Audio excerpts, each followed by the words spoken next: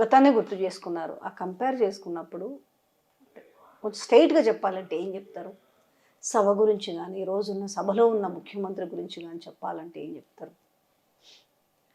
అంటే ఇంతమంది ముఖ్యమంత్రులతో చూసారు మీరు, పని చేశారు. హుందాతనంగా నిన్న కేటీఆర్ గారు చెప్తున్నారు నాకు.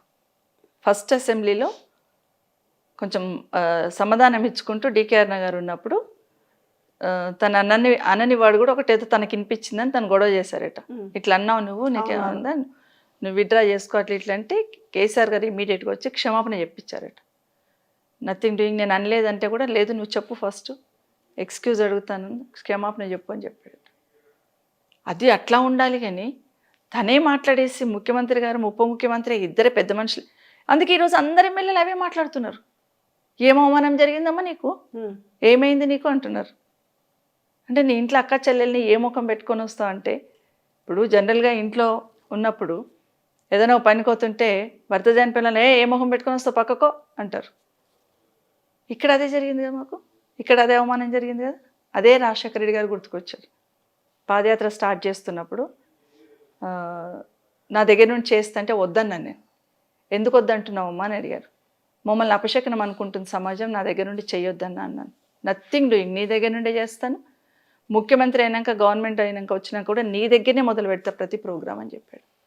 ప్రధానమంత్రి వస్తే నా దగ్గర తీసుకొచ్చాడు, సోనియా గాంధీ వస్తే నా దగ్గరికే తీసుకొచ్చారు. రాజశేఖర రెడ్డి గారు ఏ ప్రోగ్రాం చేసినా ఆయనే చేసేవాడు. చెవెళ్ళ చెల్లెమ్మ అన్నది రాజశేఖర రెడ్డి గారి పిలుపు, అది కాంగ్రెస్ పార్టీ పిలుపు కాదు, అది రాజశేఖర రెడ్డి గారి పిలుపు. చెవెళ్ళ చెల్లెమ్మ మనస్ఫూర్తి ఆశీర్దిస్తే నాకు అన్ని విజయాలు వస్తాయి అని చెప్పి రాజశేఖర రెడ్డి గారి మాట అది. ఈరోజు నేను ట్విట్టర్లో వీళ్ళందరూ సోషల్ మీడియాలో తిప్పుతున్నారు కదా, ఆ బిరుదు ఇచ్చింది కాంగ్రెస్ పార్టీ కాదు, రాజశేఖర రెడ్డి గారు. ఇంకొక మాట బట్టి గారు మాట్లాడుతూ చాలా హార్ష్గా, ఏదో 10 ఏళ్ళు మిమ్మల్ని మంత్రిగా చేసినాం, పదవులు ఇచ్చినాం నీకు అని మాట్లాడుతున్నారు. కొత్తగా పదవులు చూశాను నా కుటుంబంలోనే. ఇంద్రారెడ్డి గారు అప్పటికే 20 ఏళ్ళు ఎమ్మెల్యే, అప్పటికే 5 సంవత్సరాలు మంత్రిగా పనిచేశారు. ఆయన హోమ్ మినిస్టర్గా చేశారు, లేబర్ మినిస్టర్గా చేశారు, విద్యాశాఖ మంత్రిగా చేశారు. జై తెలంగాణ అని పార్టీని పెట్టారు. మీరు ఇక్కడ ఉన్న వాళ్ళు ఎవ్వరు ఇచ్చేయకముందు తెలంగాణ వాదం మరుగున పడిపోతున్న సందర్భంలో మళ్ళీ ఆ వాదాన్ని తట్టి లేపింది మా ఆయన అని గొప్పగా చెప్తాను నేను. జై తెలంగాణ అని పార్టీ పెట్టి, నేను అందుకే చెప్తున్నా, ఇదే ప్లేస్లలో జయశంకర్ లాంటి వాళ్ళు కూర్చున్న ప్లేస్ ఇది. నాకు అదే మెమరీస్తో ఉంటాను నేను. సో జై తెలంగాణ అని పార్టీ పెట్టి అన్ని తెలంగాణ జిల్లాలన్నీ తిరిగి వచ్చిండు ఆయన, ఆయనకున్న పరిధిలో.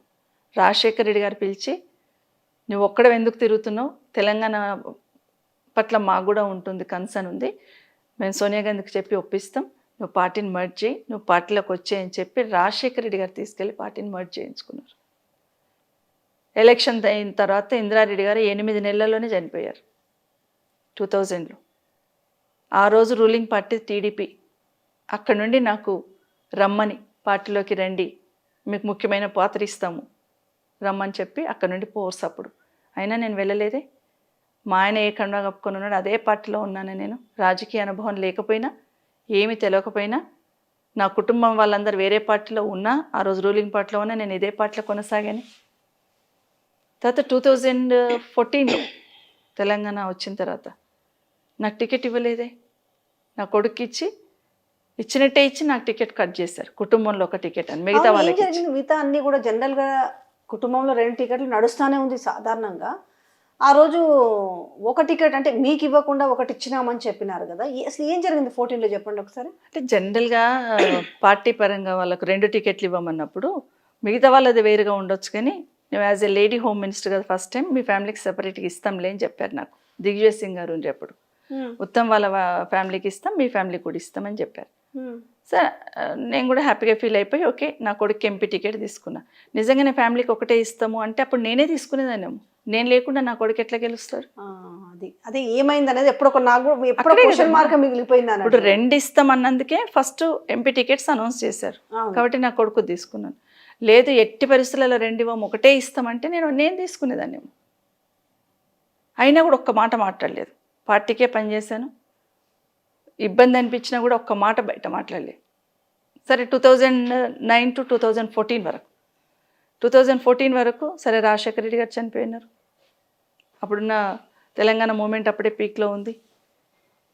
అప్పుడే జగన్మోహన్ రెడ్డి గారి ఇష్యూ పార్టీలోకి వెళ్ళి బయటకు పోతున్న సందర్భంలో జగన్మోహన్ రెడ్డి గారిని అంటే రాజశేఖర్ రెడ్డి వాళ్ళ ఫ్యామిలీని ఇబ్బంది పెట్టడానికి ఎవరిని కొట్టారు? మాలాంటి వాళ్ళని కొట్టలే. కాంగ్రెస్ పార్టీ ఏం గిఫ్ట్ ఇచ్చింది నాకు? 10 సంవత్సరాలు నాకు మంత్రి పదవి ఇచ్చి దశాబ్ద కాలం మిమ్మల్ని పోషించినాము, పైన కూర్చోబెట్టినాము అంటుండ్రు కదా. చివరికి నాకు ఏం బహుమతి ఇచ్చింది కాంగ్రెస్ పార్టీ? ఏం బహుమతి ఇచ్చింది? మాకు సంబంధం లేకపోయినా, సంబంధం లేదు అని తెలిసినా కూడా మమ్మల్ని కేసులలో పెట్టింది కదా నన్ను. మరి అది బహుమానం అనాలా? అయినా ఒక్క మాట మాట్లాడానా నేను? ఒక్క మాట మాట్లాడలే నా పార్టీ గురించి. ఎందుకంటే నా మీద నాకు నమ్మకం. నేను ఎక్కడ మిస్టేక్ చేయలేదు. ఏ చిన్న ఫైల్లో భూతద్దం పెట్టి వెతికినా అది ఎక్కడ కూడా తప్పు చేయలేదు నేను. కాబట్టి నా మీద నాకు నమ్మకం. కాబట్టి డేర్గా నేను ఫైట్ చేస్తున్నాను. మరి అది బహుమానం ఇచ్చిండ్రు కదా మీరు. 1, 2 కాదు, 5 సిబిఐ కేసులు నా పైన. 1, 2 కాదు, ఒక్కటి ఉంటేనే గుండెలు అదిరిపోతాయి. 5 కేసులు నాకు. భయపడలేదా? ఎందుకు భయపడతాను? తప్పు లేదు నాది. తప్పు లేదు, నాకు తెలుసు నా తప్పు లేదని. తప్పు లేదని తెలుసు. పార్టీలో ఉన్నారు కదా, అంటే కేవలం మీరు వాళ్ళ ముద్ర పడిందన్న నేపథ్యం. రాజశేఖర్ రెడ్డి గారికి బాగా దగ్గర కదా వాళ్ళ కుటుంబానికి. కాబట్టి ఎవరిని కొట్టాలి? డైరెక్ట్ జగన్మోహన్ రెడ్డి గారు ప్రభుత్వంలో లేరు. నేరుగా ఆయన మీద నెపం నెడితే కుదరదు కదా. ధర్మన ప్రసాద్ గారి దగ్గర ఉన్నారు, సబితమ్మ దగ్గర ఉంది, వెంకటరమణ గారు దగ్గర ఉన్నారు. ఇట్లా కొట్టేశారు మమ్మల్ని. ఒక ఆడబిడ్డని కూడా చూడలే కదా నన్ను. తప్పు లేదని తెలిసినా రాజశేఖర రెడ్డి గారికి దగ్గర ఉన్నామని ఒకే ఒక నెపంతో కొట్టేశారు నన్ను. 5 కేసులు పెట్టారు. ఒక్క మాట మాట్లాడలే. 1 year ముందే నన్ను రాజీనామా చేయమన్నారు. ఒక్క మాట మాట్లాడలే. ఒక్క మాట కూడా మాట్లాడలే. ఎస్, పార్టీ నిర్ణయాన్ని కట్టుబడి ఉన్నాను. నేను అడగలేదు ఆ రోజు కాంగ్రెస్ పార్టీ నాకు ఏదో అన్యాయం చేస్తుందని. అయినా ఇవన్నీ భరించుకుంటూ వస్తే కూడా 2014కి వచ్చేసరికి మళ్ళీ ఒకటే టికెట్ అన్నారు. ఇస్తామని చెప్పి నా కొడుకుది అనౌన్స్ చేసినాక ఒక టికెట్ అన్నప్పుడు మళ్ళీ నా కొడుకు కొద్ది నాకు ఏమని నేను చెప్పగలుగుతానట్లా. అక్కడ నష్టం జరిగింది. పైగా నా కాన్స్టిట్యున్సీ కమ్యూనిస్ట్ వాళ్ళకి అలాట్ చేసిండు. మళ్ళీ అప్పుడు మళ్ళీ దాన్ని మార్చుకోవడానికి ప్రయత్నం చేశాను. ఇవన్నీ ఇబ్బందులు పడలేదా? కానీ ఒక మాట మాట్లాడలేదు. ఉంటాయి, కుటుంబం అన్న తర్వాత ఉంటాయి, సర్దుకుపోవాలి, సర్దుకుపోయినాం. తర్వాత 2014 to 2018 మధ్యలో ఏ పదవి లేదు కదా మాకు. పార్టీకి నేను వదిలిపెట్టాను. నేను అనుకుంటే అప్పుడే పోతుంటేనేమో కదా. 2000లోనే చంద్రబాబు నాయుడు నాకు మంత్రి పదవి ఇస్తాను, పోలే కదా.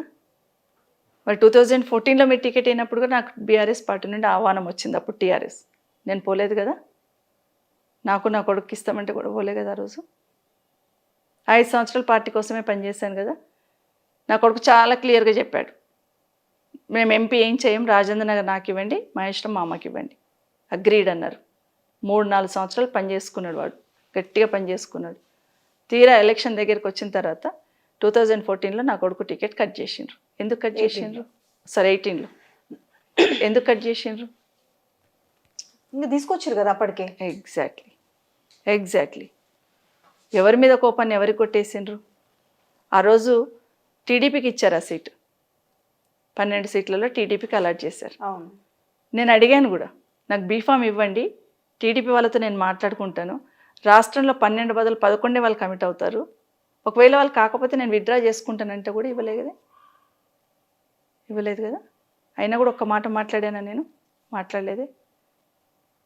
మీరు కొండా విశ్వేశ్వరరెడ్డి గారు వచ్చారు, ఇంకా సబితమ్మతో పని ఏమి ఉందని రాజకీయంగా మా ప్రాధాన్యత తగ్గించాలనే ప్రయత్నం ఆ 5 సంవత్సరాలు జరిగింది. 14 to 18. 5 ఏళ్ళలో మీ తమ్ముడు ముందడుగులో లేడా? తర్వాత లాస్ట్ 1 yearలో అయితే గేమ్ ప్లే జరగలేదా? జరిగింది కాబట్టి ఆయన వచ్చిండు కదా. ఆయనకు చాలా ఇష్టమైన నాయకుడు కదా కొండా విశ్వేశ్వరరెడ్డి. మొన్న పార్లమెంట్ ఎలక్షన్లో కూడా ఒక ముఖ్యమంత్రిగా అవతల బీజేపీ క్యాండిడేట్ కొండా విశ్వేశ్వరరెడ్డి అయినా కూడా కొండా విశ్వేశ్వరరెడ్డి చాలా మంచి వ్యక్తి అంటాడు. ఏం సంకేతాలు ఇచ్చావు కిందికి? నువ్వు కొండా విశ్వేశ్వరరెడ్డిని గెలిపించండి అనే సంకేతం ఇచ్చావు. సబితమ్మ మీద నిందేస్తావా నువ్వు? అంత ఇది ఉందా నీకు? నువ్వు కదా గేమ్ ఆడింది, నువ్వు కదా కొండా విశ్వేశ్వరరెడ్డిని గెలిపించాలని ప్రయత్నం చేసింది.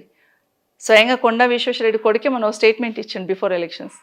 రేవంత్ రెడ్డి వల్ల మాత్రమే గెలిచినాం, రేవంత్ రెడ్డి మాకు చాలా మేలు చేసిండు, సునీత మహేందర్ రెడ్డిని అక్కడ షిఫ్ట్ చేయడంతో, రంజిత్ రెడ్డిని నిలబెట్టడంతో మేము ఈజీగా గెలిచినాం, రేవంత్ రెడ్డి మాకు ఫేవర్ చేసిండు అని పెద్ద స్టేట్మెంట్ ఇచ్చిండు కదా. సబితక్క మీద నెపం నెట్టేస్తే సబితమ్మ చేసిందంటే ఎవరు నమ్మరు ఇక్కడ. అది ఇవన్నీ ఇటు జిల్లాలో నా ప్రాధాన్యత తగ్గించాలని ఏదో నా మీద నెపం నెట్టేయాలనే ప్రయత్నం జరుగుతూ ఉన్న విషయంలో గుర్తు చేస్తున్నాను ఒకసారి. 2 థింగ్స్ ఇందులో ఒకటి సందర్భం గుర్తొచ్చింది. మిమ్మల్ని కావచ్చు, డీకే అన్నమ్మని కావచ్చు, ఆ రోజు ఎప్పుడు 14లోనో 18లోనో నాకు తెలిసి రాహుల్ గాంధీ ఒక సందర్భంలో మాట్లాడినట్టున్నాడు కదా, మహిళని సీఎం చేయాలి అనే ఒక వచ్చింది, అప్పుడు తెరపైకి వచ్చింది, రావడం ఏంటి అనౌన్స్ చేసింది. కాబట్టి ఈ నేపథ్యంలో మిమ్మల్ని నిజంగానే పొమ్మనలేక ఏం కాదు, పొమ్మనే పొగబెట్టినట్టుగా, ఎందుకంటే తనతో మాట్లాడినప్పుడు కూడా చాలా సందర్భాలు అన్నమ్మతో మాట్లాడినప్పుడు కూడా ఎట్లా విజయ వాళ్ళు పరిస్థితి అట్లా ఉందాడా, నేపాల్ మీరు ఉండుంటేది అయ్యేవారు కదా అని అన్నప్పుడు అన్నారు. ఊరికనే బయటికి రాలేదు కదా, ఎంత సఫర్ అయి ఉంటే, ఎంత సఫకేట్ అయి ఉంటే వచ్చామనేది, అది కూడా ఒక కారణమేమో మేబీ. ఎందుకంటే ఉన్నారు కదా స్టాండర్డ్ పర్సన్స్.